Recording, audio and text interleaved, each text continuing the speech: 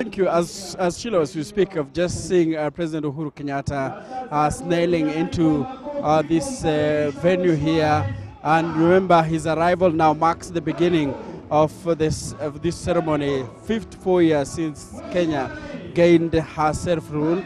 And also, as you are talking about, some of the people we've talked about, they expect the president to talk highly on the high cost of living.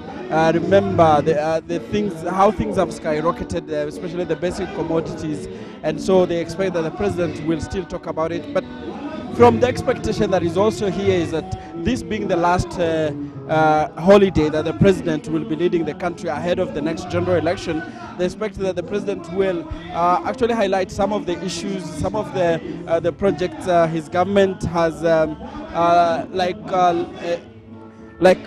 done in the last 4 years, and also what he expects or the promises that he makes to Kenyans ahead of the general election, Sheila. And one other important thing to note as the president does his lap of honor, as you mentioned, it's just 2 months to the election. And one important thing that has come up, we saw ODM leader and NASA flag bearer Raila Odinga making his way here to the celebrations. He said that he was going to come, and he's actually here. Coming at a time when there is a lot of questions about the country's unity.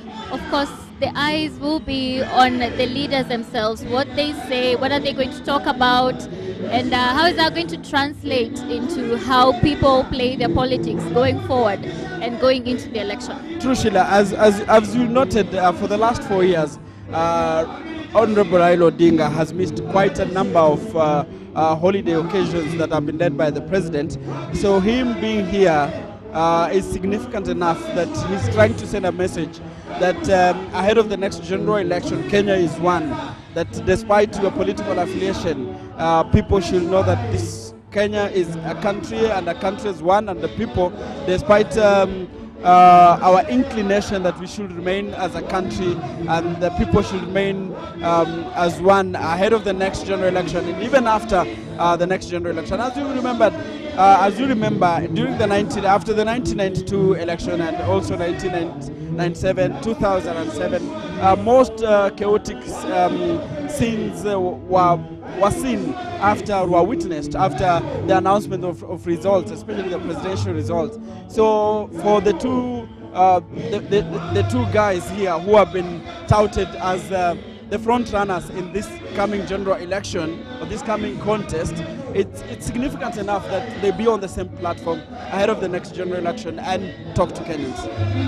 Of course, the question of unity, he drilled down on that the last celebrations, which were in Nakuru at the Afraha Stadium. He spoke about national cohesion, the question of unity, which is of course going to be very important ahead of the election. But looking at his speech, because the eyes of all Kenyans, and indeed everyone who came out here for the celebrations, will be on the speakers, and especially the president. This could be an extension of a political campaign, in the sense that it's going to be a pre-election pitch to voters, trying to outline what they've done the last 4 or so years, and in a sense trying to get people on board their re-election campaign. True. As Sheila, as you pointed out, it's very clear that the president will use this as a platform where he will launch. I know he launched his campaigns on Monday, but today, like this event, gives him another platform.